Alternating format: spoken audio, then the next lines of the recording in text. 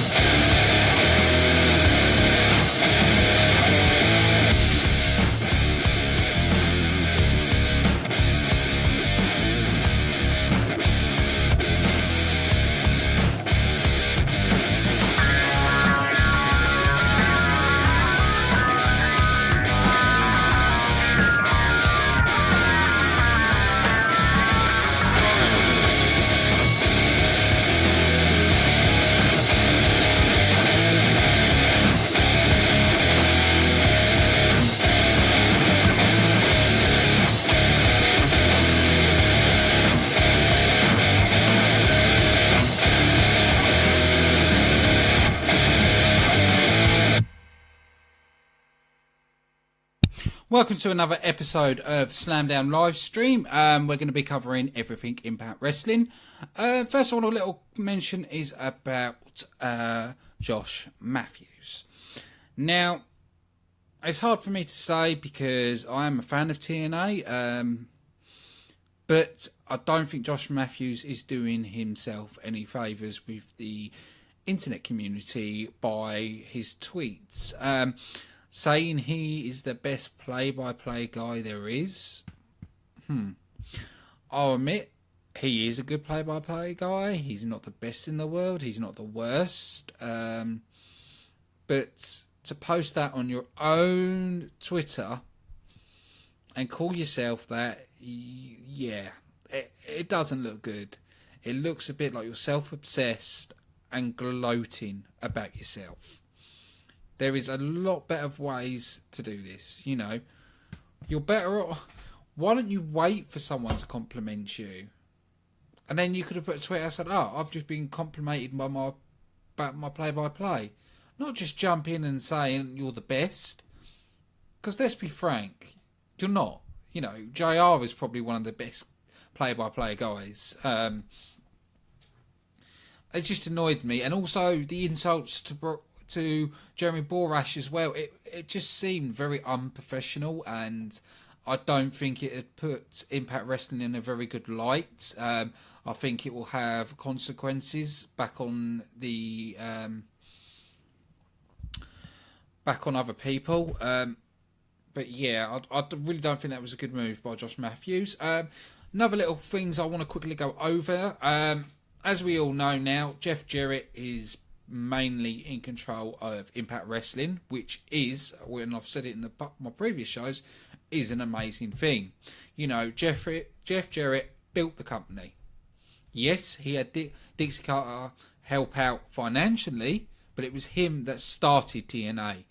And for him to be back in control, brilliant. And the people he's bringing back with him, brilliant. You know, I don't know if people have heard about this, but with the deal with Noah, Japan, is a good deal. Now, I know a lot of people have said, but Noah's not as big as what it was and everything else, but you've got to look at it this way, okay? New Japan is in a deal with Ring of Honor. Don't know when that deal expires or anything else, but New Japan have already got a deal with Ring of Honor. TNA could have tried and intercept that deal. They could try and break up that deal, but then it will paint Impact in a bad light. And as you know, Anthem want to make Impact better. They want to put it into a positive light. They want to make it a good thing. So they've gone with Noah. Now, the positive with being with Noah, Scott D'Amore's back. Fantastic. A lot of the old guard seem to be returning. You know, and having Scott D'Amore, amazing news. You know, Zeb Coulter as well, working backstage. It's brilliant. It is the way I wanted TNA to be and the way it should have been. Yes, we haven't got Vince Russo, but I don't think he'll come back. But if he does, he does. It's the team that ran TNA back in the day, all the way till 2009, before Hogan and Bischoff came in and ruined it. Now, a lot of people are saying, oh, new owners we haven't seen. You've got to give them time. It looks like they're reaching out to get deals with other promotions. You know, we don't know what other promotions they're in talk with. They're looking at bringing talent back, because we've seen Angelina Love come back. We've seen Brooke come back. There are going to be changes. You've just got to be patient and wait. Dixie, I just don't want to say Dixie because it's not all Dixie Carter, but a lot of damage to TNA was done by Dixie and her decisions. You've got to give it time for a product to go back to what it was, to be as good as it was. You know, they've got to go out there, look for new talent, for fresh talent, bring in new blood into the company. You know, it's not going to be done by a click of a fingers, you know. And this is what some people need to realise. A lot of wrestling fans, you need to realise you've got to have patience. You know, so far, the product has been better. The storylines have been better. They've been finishing off endings. You know, with the DCC, you know, we know Decay kidnapped Bram, but it was never referenced. Now Jarrett's in, it's been referenced, where he said, because of our kidnapping TNA did nothing, that's why I'm with the DCC. James Thorne, I was suspended, no one was there for me, so I made the DCC. It gave the DCC more of a purpose as a stable on why they're together and what their goals are. And I've noticed little things, little bit more detail to things now with the current storylines that are going on. Now, like I said, you've got to let these storylines run. They've come in, letting old storylines continue, you know, phase them out, and then bring new stuff in. The only thing I'm not happy about, and some people are happy about because, you know, the Wolves have been together so long, is with what they've done with the Wolves. I'm sorry, but to me, they're my favourite tag team. How dare they get them to turn against each other? Not happy, not having it. But that's just my personal preference. As taking my personal opinion out of it, actually it's not a bad idea. You know, the way they're doing it is, you know, they've been brothers for so long and they've won so many tag team titles. To have them go against each other could work. But the problem I worry about is the lack of tag team talent now. If they've done that to the Wolves, I know the Hardys are doing this thing where they're facing other teams, but who's Impact got as tag teams? You've got the DCC, Decay, and you've got who's the other one? Hardys, Decay, DCC.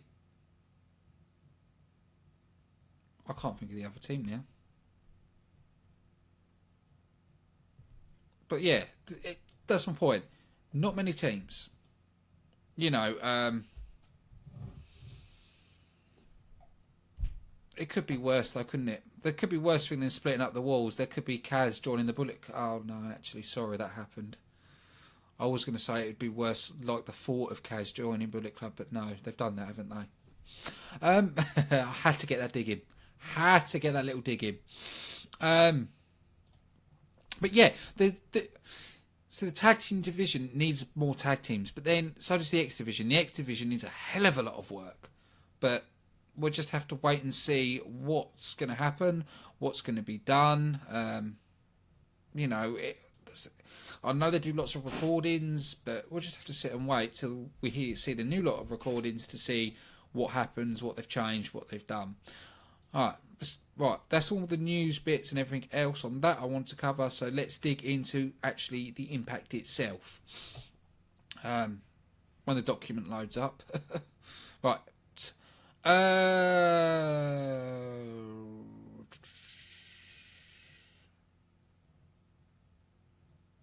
Right. First up, we saw... Hang on, this doesn't seem right. Hang on. Yeah, this is right. We saw the DCC taking on Eli Drake and Tyrus. We did see Tyrus in this match walk out. Sorry, we did see Drake walk out on Tyrus on this match. I do like the stable of the DCC. I like the Donomans. I like where they're going. Doesn't matter if you're a heel or face, they will go for you. You know, it's just about them three. They don't care about anybody else, and I like that factor of them. You know, in past stables in the TNA, you've seen them where they've worked with other talent, like the what were they called? The clown, weren't the clown group? The one that MVP was leading. You know, they had Eric Young work with them. He was not in it, but he worked with them. With this, they're keeping it to them three only. I like that, and I hope they stick with that. You know, I don't want the DCC turning into like a bad Bullet Club angle where the Bullet Club basically turns into a rip-off of the NWO where anybody's welcome, even people like Kaz. I will be ripping that. I will warn you, I will be ripping that. You know. Next, you know, you never know. We might see Kevin Nash join the Bullet Club. Oh, hang on, that can't happen. He'll just walk down the ramp and do his leg in again. But yeah, we saw Drake walk out, and we saw the DCC get the victory in the match. After that, there was a statement where we saw Rosemary attacking Brandy Rhodes alongside Decay until Moose made the save. And next week, it's Crazy Steve and Rosemary taking on Moose and Brandy Rhodes. I'd rather see Cody and Brandy, but okay. The statement continued, and we saw Maria, Bennett, Sutter, and Ali, where Maria continues to blackmail Sutter into being with Lauren and staying away from Ali. Ends with Lauren assuming Sutter proposed to her, accepting it when Sutter wasn't doing so. I'd love to know what this hold is, but it's an okay storyline. I'm not going to say it's brilliant. I'm not going to say it's bad. It's okay. After that, we saw Aaron... Oh, God. And people thought Mizdown was bad. Then we saw Aaron Rex. Fucking hell. Taking on Robbie E. Right. I really hate the Aaron Rex gimmick. It is the worst thing that I've ever seen done. You know, at least when it was Mizdown, it was funny. When he was a God Lover, it was funny. Him playing a man where he doesn't like violence, wearing a white fur coat, rings, and lipstick and gallows. I don't get it. I really don't get it. I think it's awful. He is good at playing the characters, but I think they've messed up on this. But we saw Aaron Rex get the victory after hitting Robbie E with his rings. Yeah. I'm not really liking them splitting up bromance either. I think bromance work better as together because I like their chemistry with like the yo bro, you know, and it just I don't really like Robbie E as a singles guy. I never have done. When he had that singles with the Exit, I just didn't like Robbie E. I thought they were better as a tag team. I can't understand why they split them. I can't understand why they dropped Raquel, because Raquel could have worked well with that team.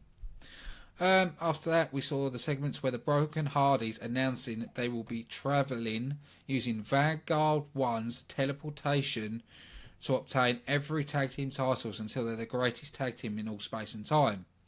They teleported to Tijuana, where next week we'll see them taking Psychosis and Super Crazy as part of the Crush promotion. Now, I'm quite surprised that TNA are going with this. I quite like it. I like it where they're taking the tag team titles on the road.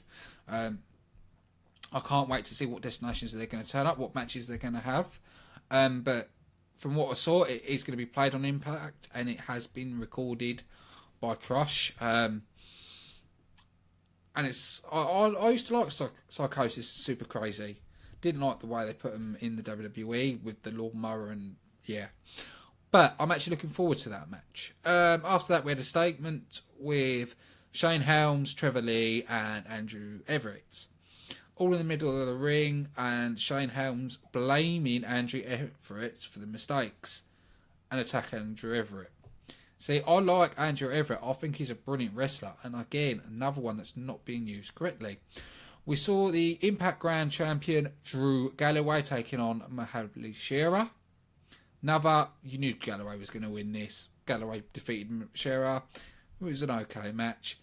In the main event, it was Lashley taking on Eddie Edwards, which will be the final time. Thank God.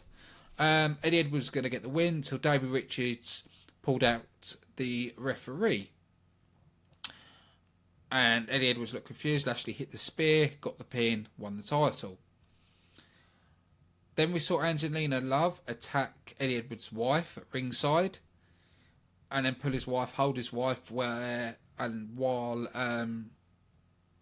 Davey Richards was attacking Eddie Edwards.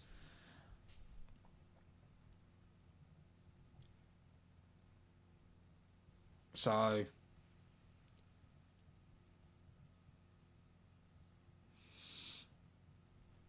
yeah.